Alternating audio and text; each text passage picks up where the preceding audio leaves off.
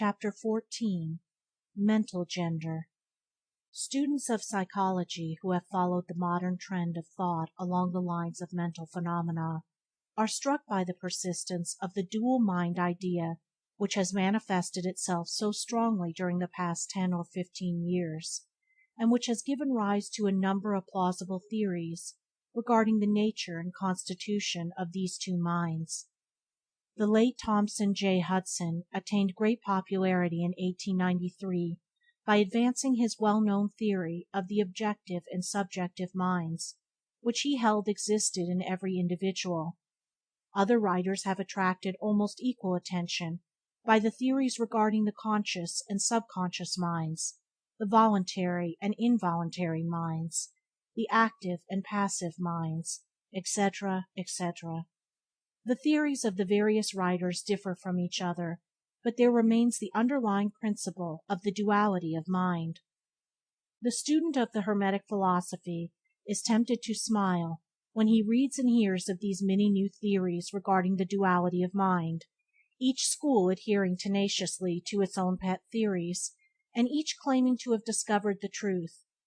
The student turns back the pages of occult history, and away back in the dim beginnings of occult teachings he finds references to the ancient Hermetic doctrine of the principle of gender on the mental plane, the manifestation of mental gender, and examining further he finds that ancient philosophy took cognizance of the phenomenon of the dual mind and accounted for it by the theory of mental gender. This idea of mental gender may be explained in a few words to students who are familiar with the modern theories just alluded to. The masculine principle of mind corresponds to the so-called objective mind, conscious mind, voluntary mind, active mind, etc., and the feminine principle of mind corresponds to the so-called subjective mind, subconscious mind, involuntary mind, passive mind, etc. Of course, the Hermetic teachings do not agree with the many modern theories regarding the nature of the two phases of mind, nor does it admit many of the facts claimed for the two respective aspects, some of the said theories and claims being very far-fetched and incapable of standing the test of experiment and demonstration. We point to the phases of agreement merely for the purpose of helping the student to assimilate his previously acquired knowledge with the teachings of the Hermetic Philosophy. Students of Hudson will notice the statement at the beginning of his second chapter of the Law of Psychic Phenomena, that the mystical jargon of the Hermetic philosophers disclosed the same idea, i.e., the duality of mind. If Dr. Hudson had taken the time and trouble to decipher a little of the mystic jargon of the Hermetic Philosophy, he might have received much light upon the subject of the dual mind, but then, perhaps, his most interesting work might not have been written. Let us now consider the Hermetic teachings regarding mental gender. The Hermetic teachers impart their instruction regarding this subject by bidding their students examine the report of their consciousness regarding their self. The students are bidden to turn their attention inward upon the self dwelling within each. Each student is led to see that his consciousness gives him first a report of the existence of his self. The report is, I am.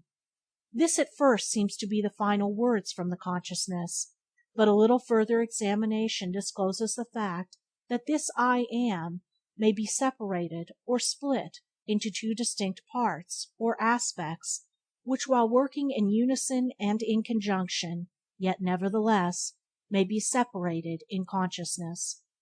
While at first there seems to only be an I existing, a more careful and closer examination reveals the fact that there exists an I and a me.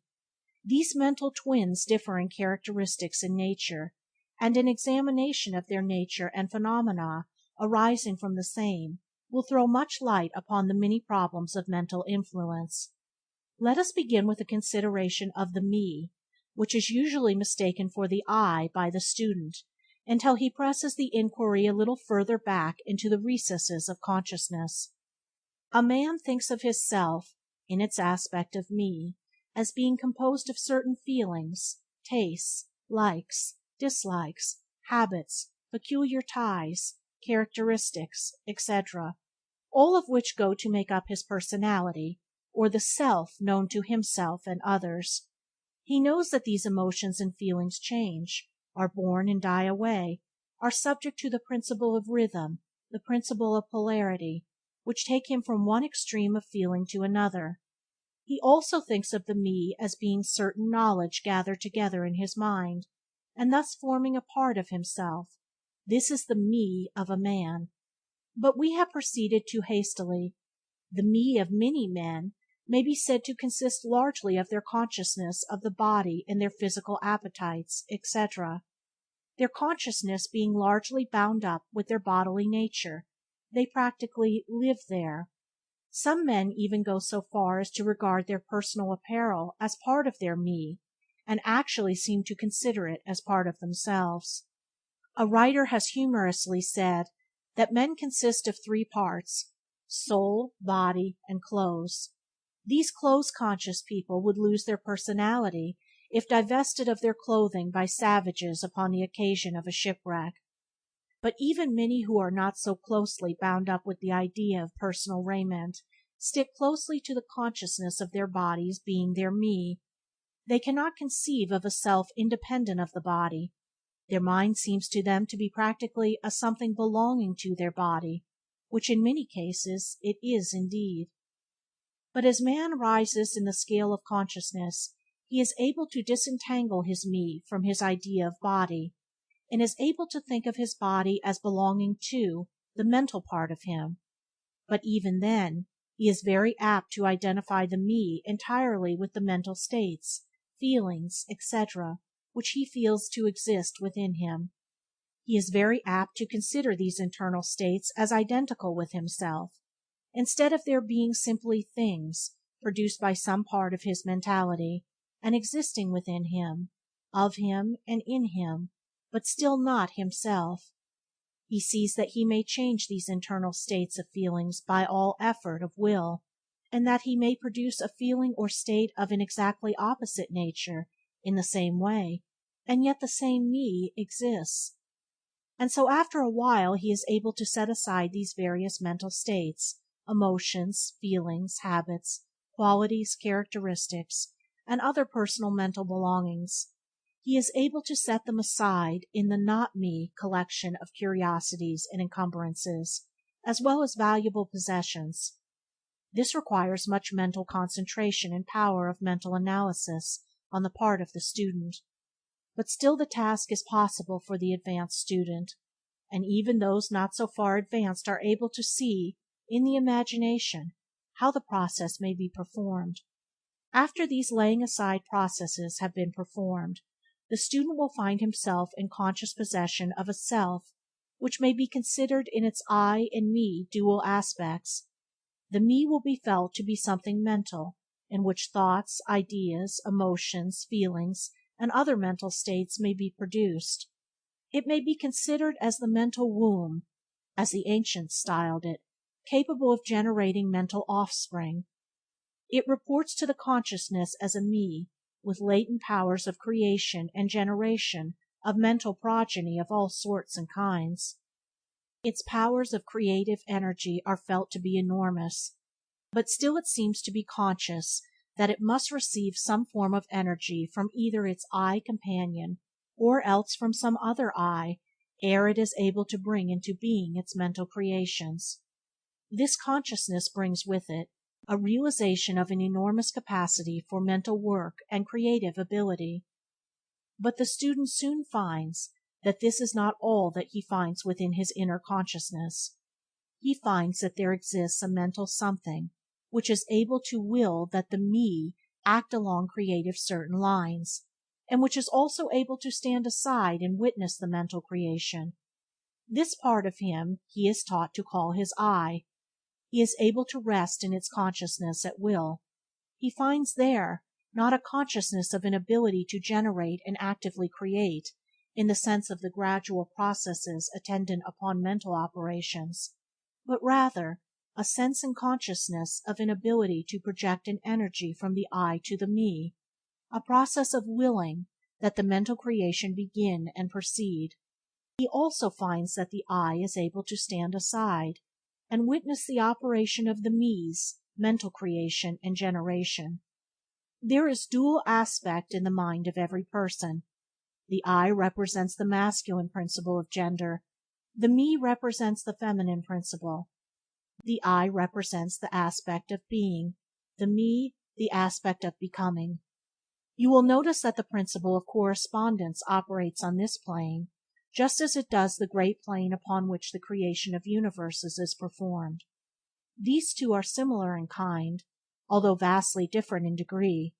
As above, so below; as below, so above. These aspects of mind, the masculine and feminine principles, the I and the me, considered in connection with the well-known mental and psychic phenomena, give the master key to these dimly known regions of mental operation and manifestation. The principle of mental gender gives the truth underlying the whole field of the phenomena of mental influence, etc. The tendency of the feminine principle is always in the direction of receiving impressions, while the tendency of the masculine principle is always in the direction of giving out or expressing. The feminine principle has a much more varied field of operation than has the masculine principle. The feminine principle conducts the work of generating new thoughts, concepts, ideas, including the work of the imagination. The masculine principle contents itself with the work of the will in its varied phases, and yet, without the active aid of the will of the masculine principle, the feminine principle is apt to rest content with generating mental images which are the result of impressions received from outside instead of producing original mental creations.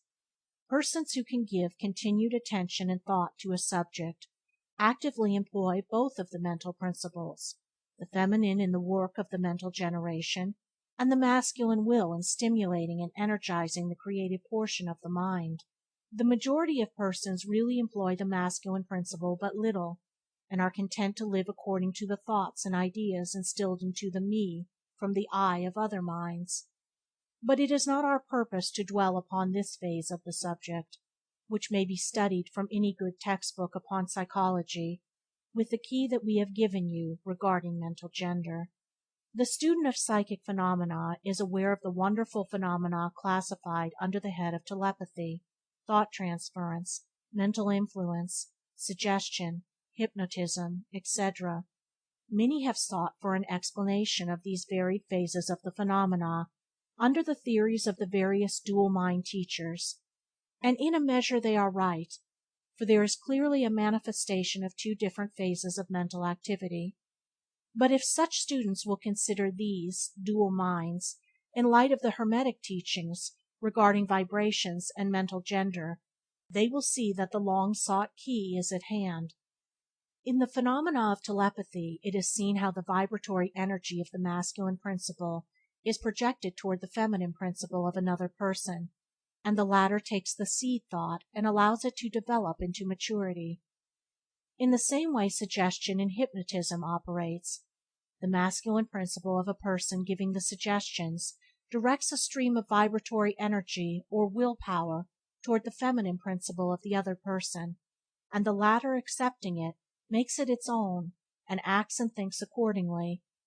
An idea thus lodged in the mind of another person grows and develops, and in time is regarded as the rightful mental offspring of the individual, where it is in reality like the cuckoo egg placed in the sparrow's nest, where it destroys the rightful offspring and makes itself at home. The normal method is for the masculine and feminine principles in a person's mind to coordinate and act harmoniously in conjunction with each other, but unfortunately the masculine principle in the average person is too lazy to act, the display of will power is too slight, and the consequence is that such persons are ruled almost entirely by the minds and wills of other persons, whom they allow to do their thinking and willing for them. How few original thoughts or actions are performed by the average person! Are not the majority of persons mere shadows and echoes of others, having stronger wills or minds than themselves? The trouble is that the average person dwells almost altogether in his me consciousness, and does not realize that he has such a thing as an "I". He is polarized in his feminine principle of mind, and the masculine principle, in which is lodged by the will, is allowed to remain inactive and not employed. The strong men and women of the world invariably manifest the masculine principle of will, and their strength depends materially upon this fact. Instead of living upon the impressions made upon their minds by others, they dominate their own minds by their will, obtaining the kind of mental images desired, and, moreover, dominate the minds of others likewise, in the same manner. Look at the strong people, how they manage to implant their seed thoughts in the minds of the masses of the people, thus causing the latter to think thoughts in accordance with the desires and wills of the strong individuals. This is why the masses of people are such sheep-like creatures, never originating an idea of their own, nor using their own powers of mental activity. The manifestation of mental gender may be noticed all around us in everyday life. The magnetic persons are those who use the masculine principle in the way of impressing their ideas upon others. The actor who makes people weep or cry as he wills is employing this principle, and so is the successful orator, statesman, preacher, writer, or other people who are before the public attention. The peculiar influence exerted by some people over others is due to the manifestation of mental gender along the vibrational lines above indicated. In this principle lies the secret of personal magnetism, personal influence, fascination, etc., as well as the phenomena gradually grouped under the name of hypnotism. The student who has familiarized himself with the phenomena, generally spoken of as psychic, will have discovered the important part played in the said phenomena by that force which science has styled suggestion, by which term is meant the process or method whereby an idea is transferred to, or impressed upon, the mind of another, causing the second mind to act in accordance therewith.